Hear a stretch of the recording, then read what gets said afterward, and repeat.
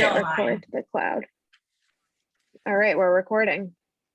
All right, let's let everyone in. I guess I do continue. Okay. Yes. Awesome. All right, here we go.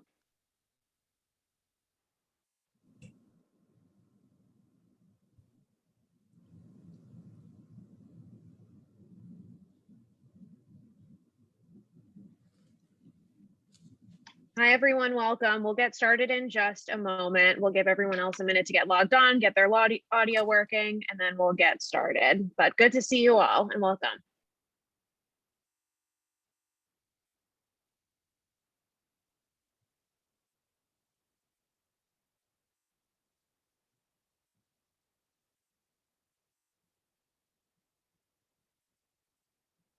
What does it mean when you pin me? It just means your face will be the one that everyone sees. Okay. So I don't have to do anything except use my mouth. Exactly.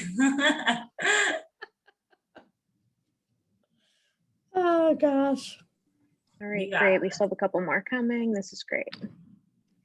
And I have us all pinned for now, but I'll remove us after we start, Kayla. Sounds good. Awesome. I have my computer propped up on a boppy. Oh, that's amazing. I thought how apropos. I assume everyone knows what a boppy is, but you might have to explain the boppy. I don't like boppies. I like the breast friend.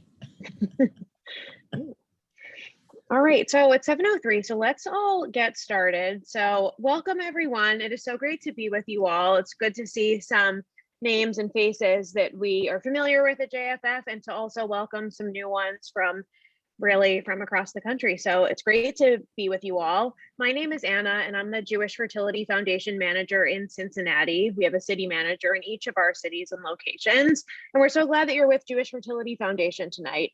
So as many of you know, JFF's mission is to serve couples and individuals facing medical infertility, and we're currently open in Atlanta, Cincinnati, and newly Birmingham, with more locations opening soon. So stay tuned. We might be coming to your area if you're not in one of our cities already.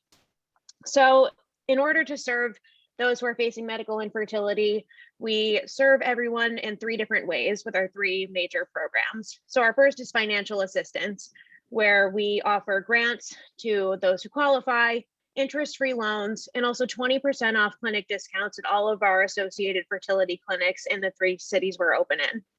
We also offer emotional support, where we have local support groups for infertility, for pregnant after infertility, and other pop-up groups, along with our Fertility Buddies program, where we pair someone who's currently going through infertility with someone that we call a veteran who has gone through it in the past. And then we also have educational and community programming, sometimes like this on Zoom, sometimes in person when the COVID world allows. And so those are the 3 ways that we try to support those who are going through infertility. And so we're always trying to meet the needs of our clients. And so this was a much requested program from our pregnant after infertility support group attendees. And we actually found our speaker tonight, our doula Penny, through one of our grantees who used her as a doula. And Penny's based in the Atlanta area. And I'm going to turn it over to Kayla to tell us more about Penny.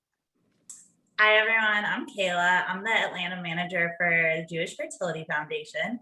I'm really excited to introduce you guys to Penny today. For 22 years now, Penny has been practicing as a doula in the Atlanta area.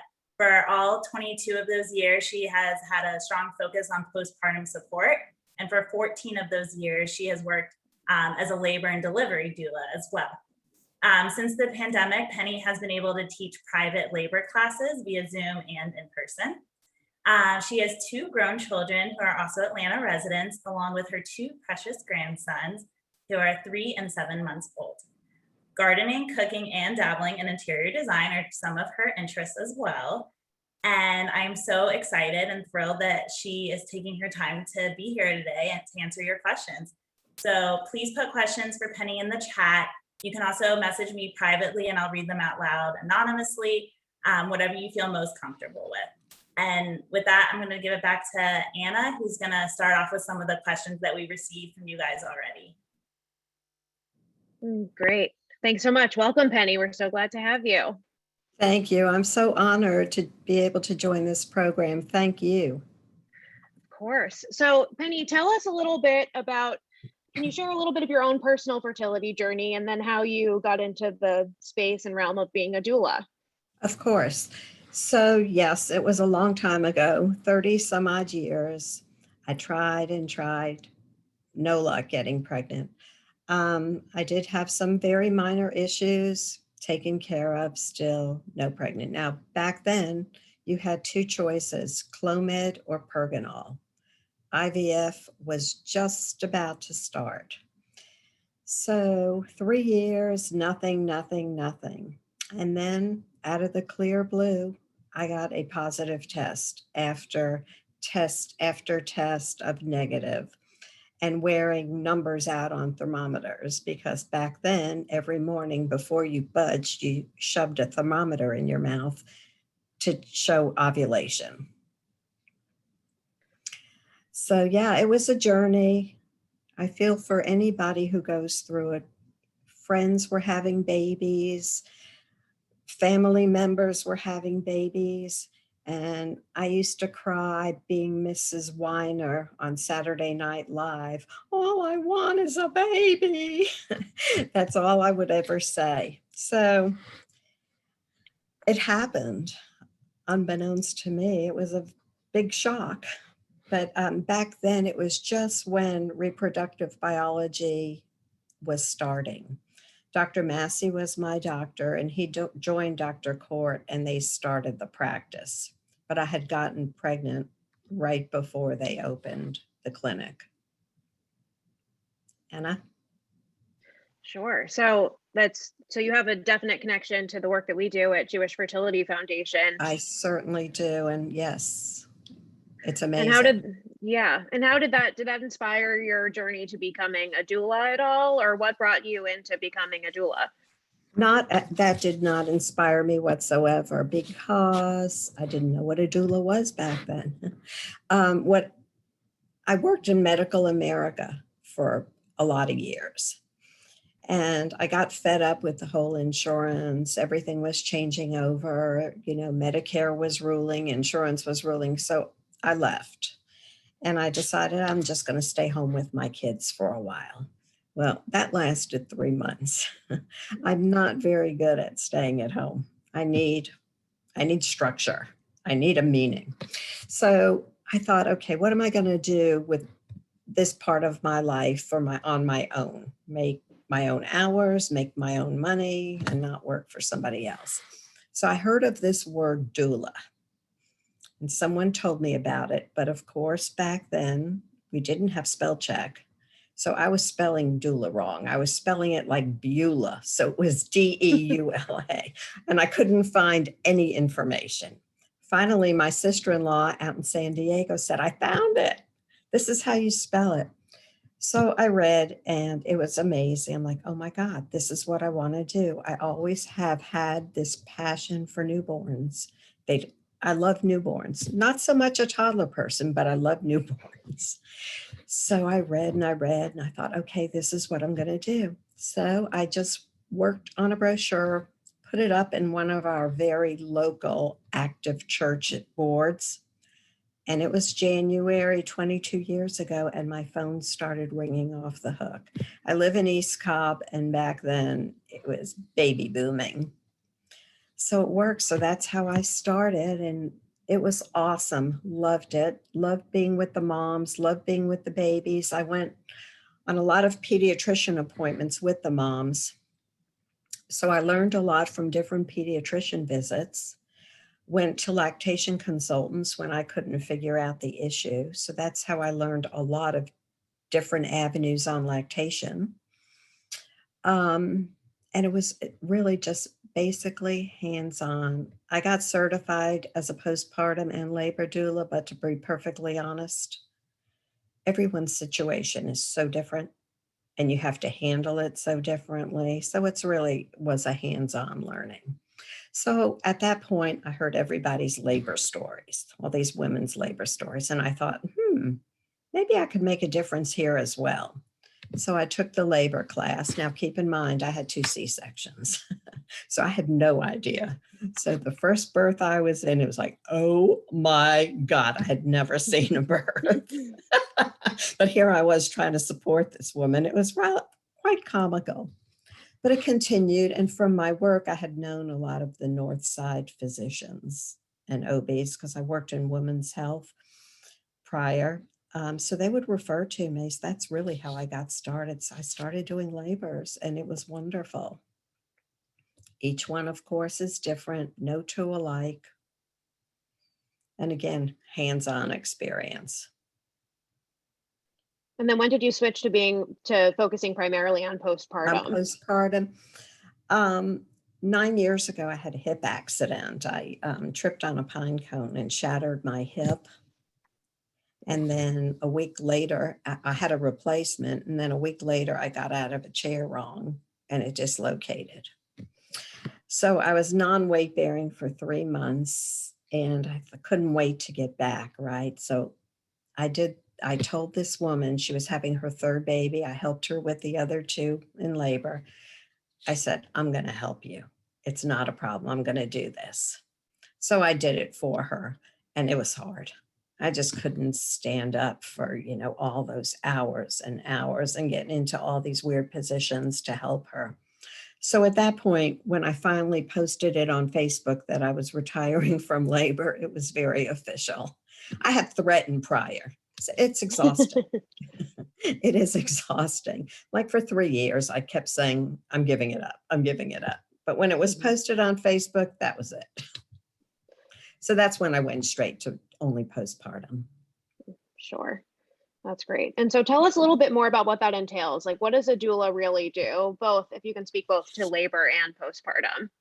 Sure. What do you mostly do? So basically for labor, I would meet with the couple, obviously prior, we would stay in touch, and then I would be in the labor with them, different positions. It's actually helped supporting the husbands as well, because so many of the husbands were just so anxious and nervous. So got them involved. By no means did I ever shove them aside. I always said, we're her team. We got to work together here. So I did that. We did it.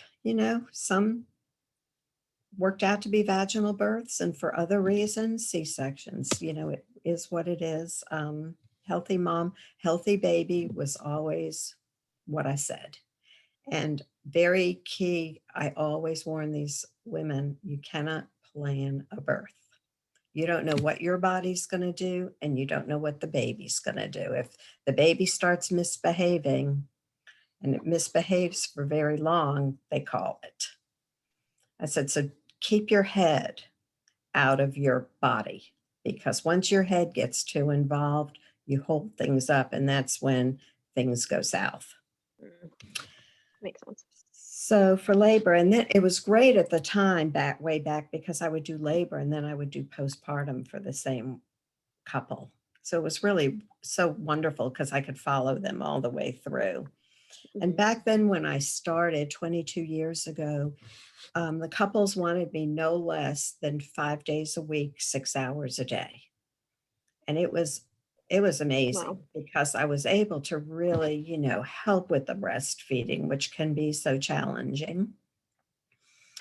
I cooked for them, made sure the mom made her lunch. Ran errands, did lots of grocery shops. I even had taken a dog to the vet. Oh my God. But interesting, 2008 hit when the little recession kind of hit, and people only started wanting, well, can you do 3 days a week, 4 hours? Sure, no problem. So it got less and less, and it's been, I don't like to label, but seriously, it seems like with millennials, they basically want consultation, 1 day, that's it. And then they can call me or text for 6 weeks after I'm with them with questions, and I give support. Great. I prefer to go in a little bit more often because there's only so much you can do by text and phone. Sure. But it works. And now with meal trains, I don't cook anymore. Nobody wants me to make any meals. So meal trains, and Yeah. so that my profession as a postpartum doula has changed to mostly consultation. And when you're consulting, what are the main topics and areas you're consulting on? Okay. I help a lot with breastfeeding, if that's your choice. If it's not your choice, no judgment here. It's fine. I help get the baby on a schedule. I call it a goal schedule because we are dealing with a newborn, but typically it's something within 30 minutes to an hour each day. So you can wrap your head around how your day is going to look. I find that babies react best to knowing what to expect. So schedules work well. Teach the tricks of the trade. I just fed him. Why is he still crying? His diapers clean, yada, yada, yada. So positions, I teach different positions to calm them down. I also explain, which is so important, after birth, you have to consider it the 4th trimester, because they pull this baby out after living in that secure, warm, cozy, open buffet space for 9 months. And these babies are like, really? I don't think so. I'm not living in this world. So what we have to do is take their world back to them for the next 3 months, i.e. the sound machine. It imitates the mom's blood flow. All these vibrating seats, swings, it imitates mom exercising, running up and down the stairs. It's like a little jello jiggle. Pacifiers, the only way that the babies know how to soothe is by sucking. So basically and we just kind of tweak. And I go in and I say, look, your baby is not a textbook. Your baby is not a robot. Your baby is its very own little human, the same way you're you, I'm me, and we're not the same. So we have to keep tweaking to see what actually works for your baby. Yeah, So that's my philosophy, because, they're not little textbooks. I encourage parents, don't read. It will make you crazy. Penny, we got a question from someone in the chat. Sure. If they're having trouble with their milk coming in, Yes. Do you have any suggestions of ways to help with that? Yes. Extra pumping. So you always breastfeed first, if that's, again, what your choice is. Always breastfeed first. If you don't have enough to sustain the baby, you hand the baby to someone else to give a supplement to, and then you pump extra. It's the extra stimulation that helps. You've got to eat 500 extra calories when you're breastfeeding from when you were pregnant. You've got to drink 16 ounces of water every time you breastfeed, and you've got to rest. And typically, sometimes milk takes a little longer than 3 to 5 days if you get very swollen. And as your swelling starts to dissipate, your milk will build. And I've seen women, it could take a month for the milk to really get established. But you really have to nurture your body because it's on overload trying to make this milk. Great, thank you. So everyone, yes, please keep the questions coming, whether they're postpartum or about labor and birth, because I want to move in that direction a little bit too, as we're realizing that most in the room right now are pregnant and expecting. I know that labor and delivery can be a big source of anxiety. So what are some things that everyone in the room should be thinking about before giving birth? Well, I think I always say 6 weeks out, get yourself an exercise ball, a 65 millimeter ball, and sit on it as much as you can. The reason being, sitting on a ball, besides taking the pressure off your back and your abdomen, it opens up your pelvis so the babies can come down straight versus off to a side. Because if they're off to one side or the other, it could cause for a more difficult labor and delivery. So sit on the ball, squat as much as you can, walk, and be educated about the labor process. You have to be your own advocate. I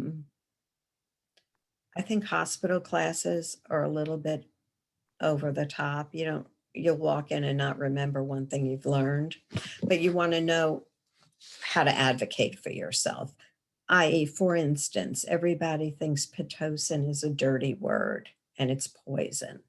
Well, actually, I have seen Pitocin work so well as a jump start.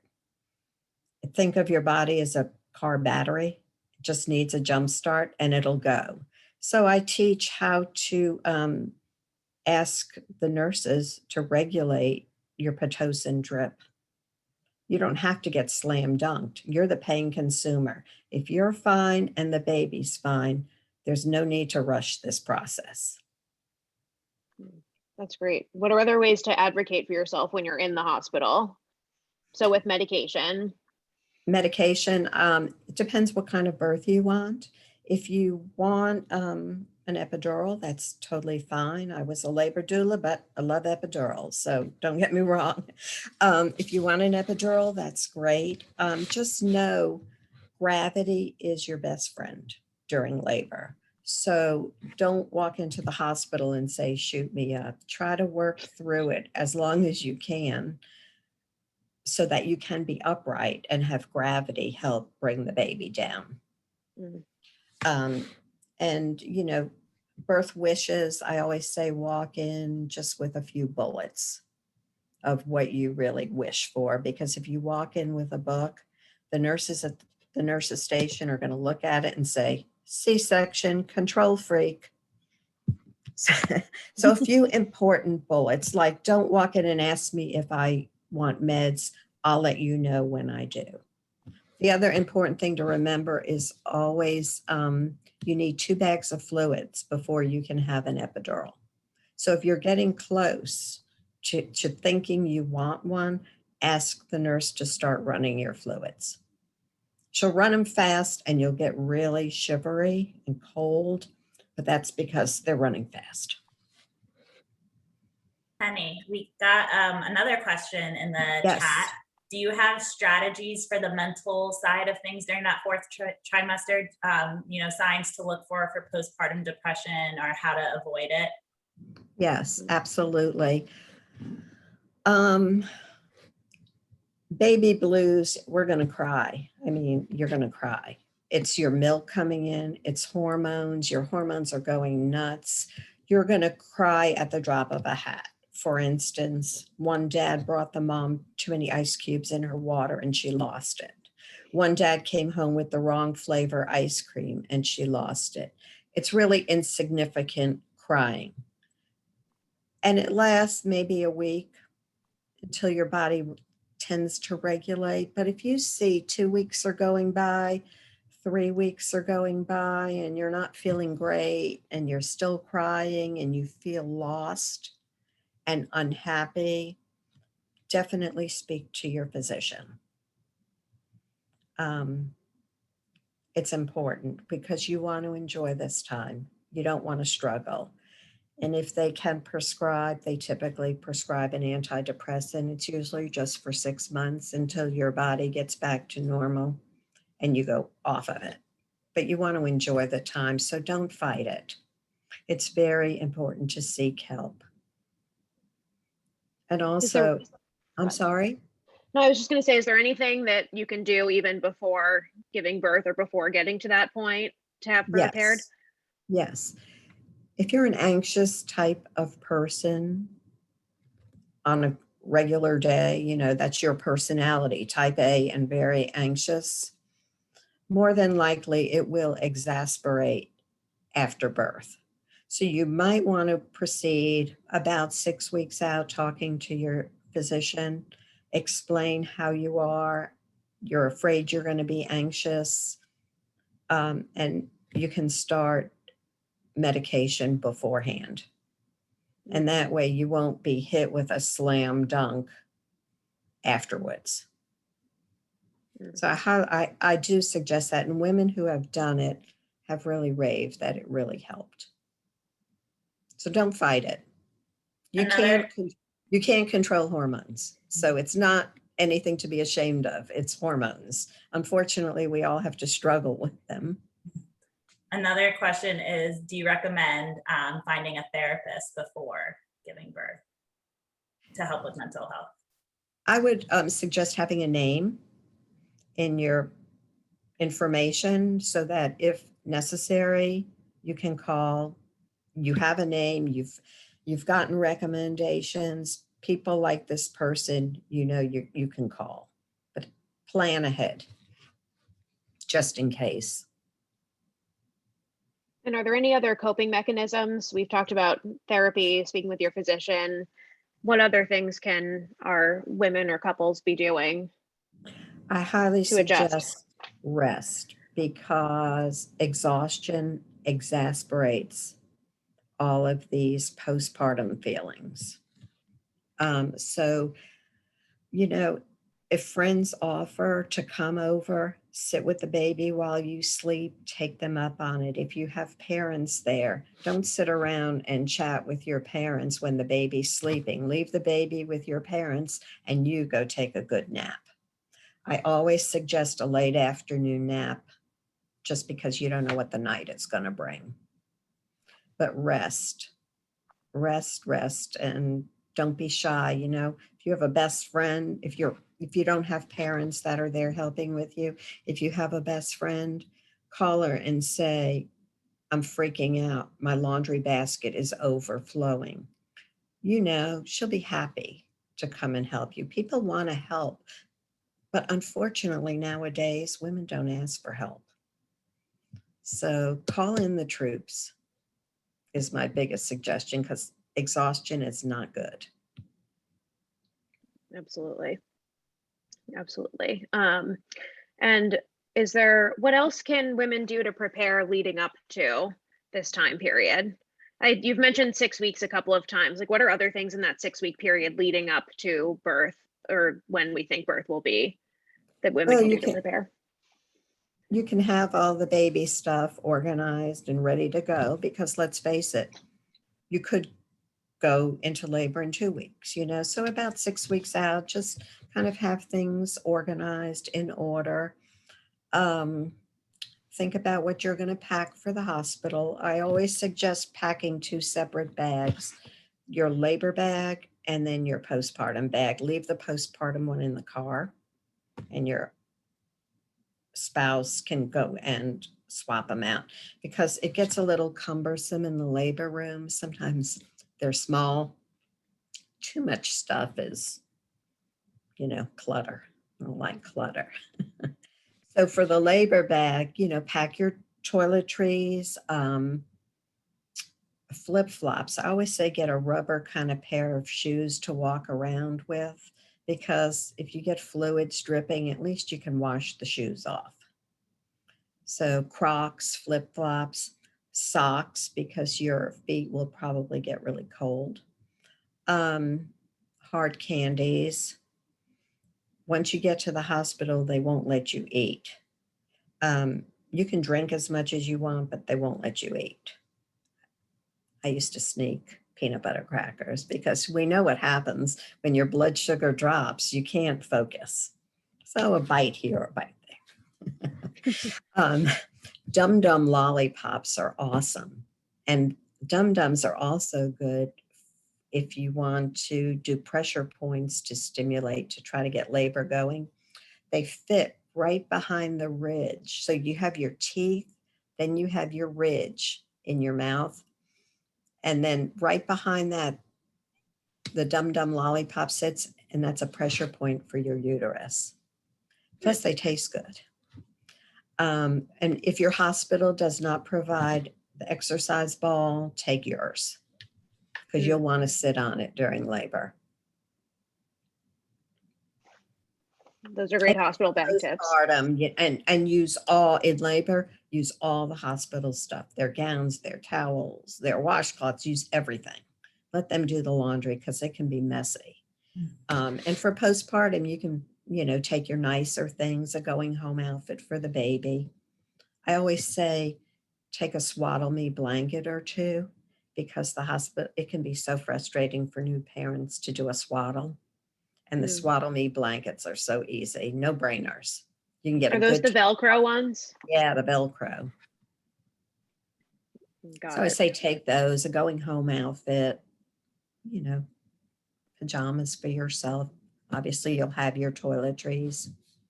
I will tell you, people are loving now not being able to have visitors in the hospital since COVID. They're loving it because they don't feel like they have to entertain. And what happens is people tend to, you know, wear out their welcome, and it's exhausting. That makes sense for sure. Kayla, did we have another question come in? Yeah, just to include for the postpartum bag, like what essential items do you recommend people to bring with you to the hospital?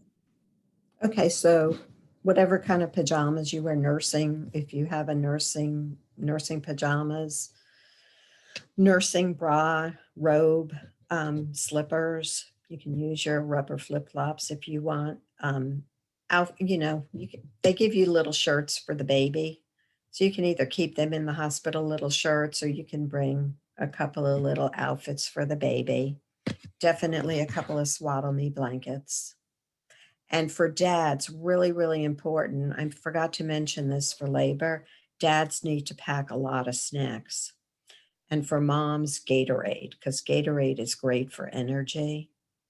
And if dad's the only support, you don't know when he's going to be able to get to the cafeteria. So at least he'll have food to snack on. So any liquids you can have? Yeah. Okay. Popsicles are good. You could have popsicles if you want to bring a box with you. Typically, there's always a box in the pantry freezer that people have forgotten. So you can grab one out. But yeah.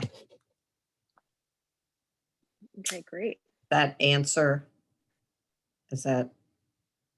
Yeah, no, I think so. And I'm trying to see, I think we've answered a lot of the questions that came in on our pre-program survey so far. So everyone, please keep questions coming to Kayla, or even feel free if you want to ask a question to unmute. We want to hear as much wisdom from Penny as we can while we have her. What I always say is when I'm with a family, what I try to do is instill confidence that when I leave there, they feel confident enough that they can do this new job. And I always explain it as walking into a new job, a new office on a Monday morning, and you stand at your office door and you think, oh my God, what have I done? Why did I do this? Because you feel very insecure. You don't know anything. You don't know the people, you don't know the job, but it takes about a week or 10 days and you fall right in to your new job. Yes. Oh, sorry, I interrupted. Please finish. No. Go on. A question we did get in the chat was, how far in advance should we be contacting a doula? And I'm just going to split that up. How far in advance should we be contacting a labor and delivery doula? And how far in advance should someone contact a postpartum doula? Definitely months out, because they do get, I mean, I can only speak for myself, but I get really booked up. And some months I've got 2 clients, some months, you know, I have 4 or 5. So as soon as you feel like that's what you're going to want, call and get on the book, get in the calendar. Same thing with labor doula. And the thing with the labor doulas now is hospitals have not been allowing anybody but a spouse in. So feel that out. You know, if you want to contact a labor doula and just see what the situation is, but do it as far out. Don't wait, you know, for a month before, because more than likely they'd be booked. And how would someone consider if they want a doula? What are the considerations that they might be thinking about if they're weighing this option? Well, do I want the least amount of frustration when I get home from the hospital? Do I want someone standing over me, helping me breastfeed? Do I want to learn? Okay, how do I put the diaper on properly? Burping techniques. I mean, do you know all that? So it's a teacher, basically. So I go in and I teach. This is your, like I said, this is your new job. I'm teaching you your new job so you know how to do it. We've all been, hey, trust me, been there, done that. It wasn't pretty with my first. Thank God my mother was there. That's We great. got another comment saying, I'm looking into a place that does a labor doula and postpartum. She starts with you in the second trimester and goes through the fourth trimester with you. Should I interview various doulas to decide? Yes.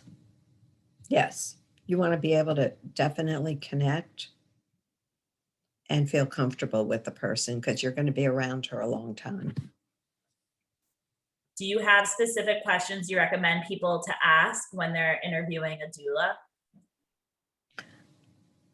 Especially interviewing labor doulas, what I have found over the years, some are they want to do it their way. They want to push natural birth. They want to push you, even if you've had it. You know, I'm talking about epidural. Make sure that they are understanding this is your birth, not theirs.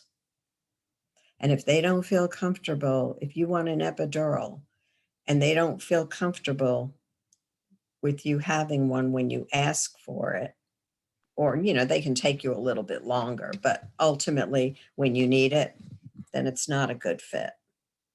It's not about them. It's about you. Be careful about that. That's great. Another question I got is, do you recommend a night nurse for after birth, assuming no family will be around to help? Yeah, I mean, I think a night nurse is great, especially the first night home, because you get home from the hospital, you're totally exhausted. You virtually have gotten no sleep.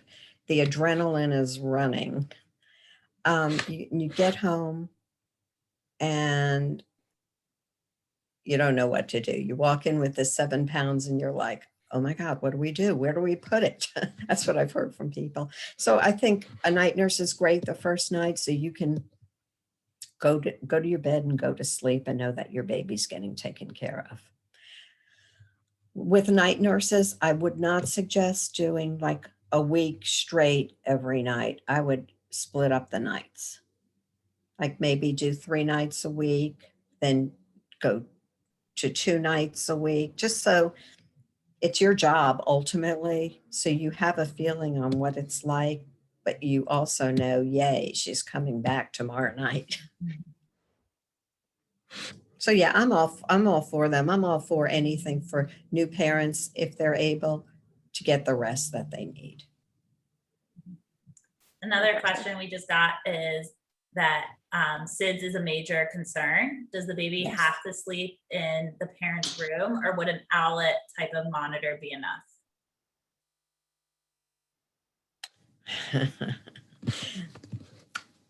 I don't think I can legally answer that actually, because yes, SIDS is a major concern. And the Association of Pediatrics now is saying they should sleep in your room for a year.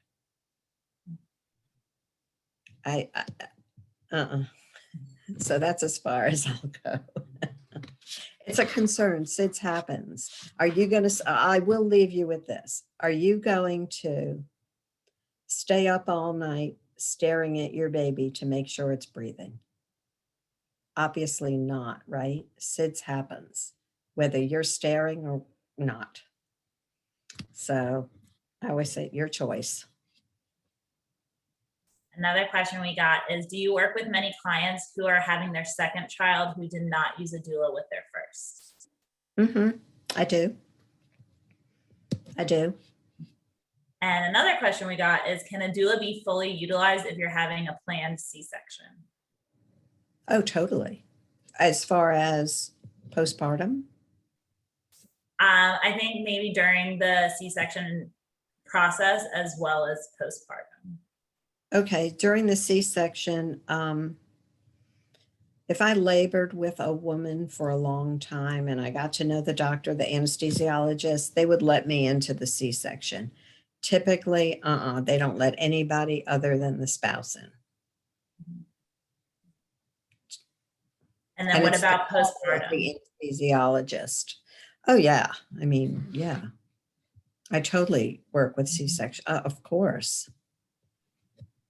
And then another question we got is, what do we need to consider when creating a birth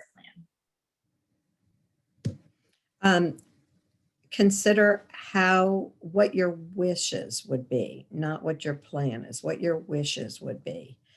I.e., I always recommend having an enema, not because of what might happen on the table, but because it allows more room for the baby to come down. And then if you're sore the next day, you don't have to worry about going to the bathroom. I always put in there that you want the baby right up on you afterwards. Don't ask me if I want medication. I'll let you know when I do. Things like that. What your real wish is. I'd like to be up moving as much as possible. Trying to think of what else was on my birth wishes. Just things that you feel strongly about, but don't make it long. And then I always like to write, I understand we don't know how this labor is going to go. I appreciate your help. These are things that would be my wishes, but I do understand. What are ways to get the husband or partner more involved in the birth plan? If they're the only ones there, they're your support. So probably taking some sort of a class so the husbands will know some of the techniques to do, the breathe, help you breathe, which is really important. Talk to you, remind you to stay limp, because once you tense up, it's like fighting a leg cramp. If you tense your leg, it hurts a whole lot more. So you have to stay limp. So he needs to remind you, and he needs to be there to talk to you and help you. So I think taking some sort of a class or reading helps the partners, because they do get pretty anxious. That's great. Anna, did you get any other questions? No, we'll give everyone a minute to put more in the chat. If you have any more questions, please, now's a great time. If not, are there any other tricks of the trade that we haven't heard yet, Penny, or other words of wisdom for women who are anticipating their first or second or however meant whatever child? Any final words of wisdom for them?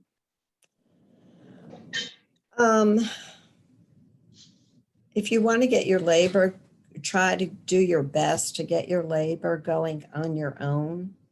There are some things that you can do to avoid a possible induction, being, approached by that. But I always say at 37 weeks, your term.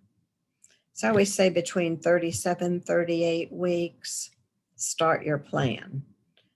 Like walk a lot, walk hills, squat a lot, sex. I know women always say, really? However, this is interesting, and most people don't know this. Men's semen is a natural prostaglandin. Pitocin is a synthetic. So that's why I say sex, to try to get that prostaglandin going. Pressure point massage, get all those pressure points to the uterus. Eggplant parmesan, spicy food, red raspberry leaf tea, dates. You listening to all this? I'd say just try all these things on your own so that you're not faced with a possible induction. And if you are faced with a possible induction, if you're dilated like 3 or 4 centimeters, ask if they would just break your water first before starting the Pitocin, because that might be all you need. And it's a gentler way. All right, so Penny, we got a few questions for you. Uh-oh.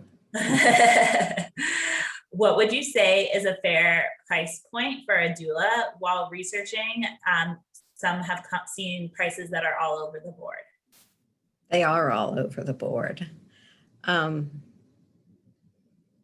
don't know what labor doulas are charging nowadays. I think it's a lot, although it is hard work. I know when I left 8 years ago, I think at the time I was charging $700.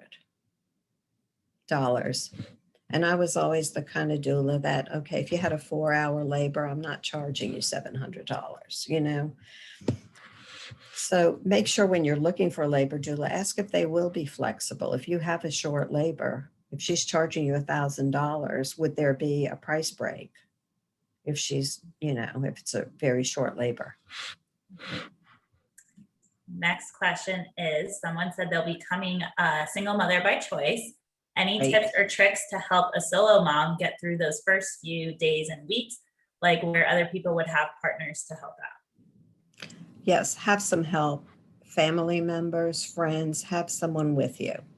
Because I have helped single moms by choice, and it can be very overwhelming when you're by yourself. Your hormones are raging, baby's crying, your milk's not in yet. Definitely arrange for help. So if you have parents, sisters, sister-in-laws, whatever, call in the forces, and maybe even get a night nurse so you're not alone with a screaming baby possibly at night and you're feeling awful. Get yourself covered. All right, and then can you walk us through what a postpartum consultation looks like versus spending a few hours with them once at home? What kind of things would you do and talk about, help with? What don't you help with? Okay. I teach a lot, help a lot with breastfeeding. Again, if that's your choice. Remember, with first babies, your milk doesn't come in for 3 to 5 days. You only have colostrum, which is very potent, but there isn't a lot. And at about 36 hours, babies decide that they're hungry. Your choice whether you're going to supplement or not until your milk comes in. So I help a lot with feedings, help a lot with the schedule. Like I said earlier, teach, do baths, make sure the mom takes care of herself. If I look at her and she's looking like blank in her face, I'll say, go upstairs and go to bed. I've got the baby with me. I mean, I'll tidy up, I'll empty the dishwasher. Like I said, I used to cook, but nobody wants that anymore. You know, if you need me to go to the grocery store, I'm happy to go. But it just hasn't been that way lately. I don't know, not by my choice. That's just the way, I guess, it has gone. Great, thank you. I have another question coming in here. Someone says that she is having twins and is likely going to have a C-section. Any recommendations for after in terms of recovery? And also adding a layer to that nursing her first child was very exhausting. And so a little bit worried about now too. Well, with twins, what you want to do, I'm sure she knows this by now, is when you feed one, you feed the other. You do everything the same. Right, Kayla? That's for sure. But with actually and I don't know if you'd agree with this, but with twins, I always say at the beginning, take one into a room and just be with one, and then have someone else bottle feed the other, and then swap it up. So you all get established easier and you're able to take more time with the one. And if she had problems with the first, she probably won't have problems with the second because there are no two alike. I've had women all the time that terrible time the first time, and the second time they can't get the baby off the robe. Thank you. All right, any final questions from anyone before we wrap up?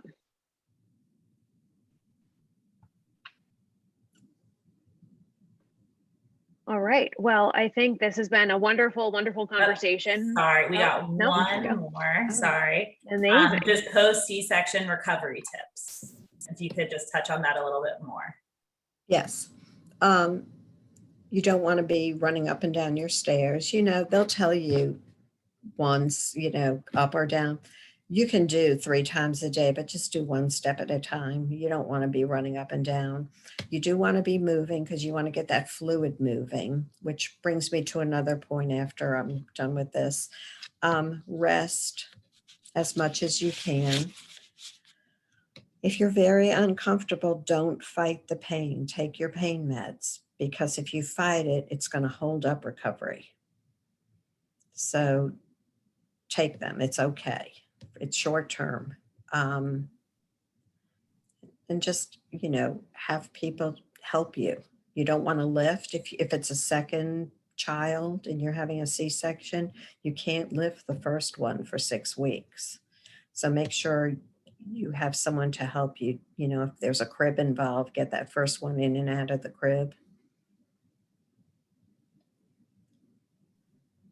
This is what I was going to mention. So many women get so freaked out because their legs get so swollen. Like when they get home, they get more and more and more swollen. Like some can be elephantitis looking. Normal, don't panic. It's all the fluid that moves down. The last place it goes is to your legs and your feet. So you just keep them elevated as much as you can and it goes away. But a lot of women get really disturbed about that.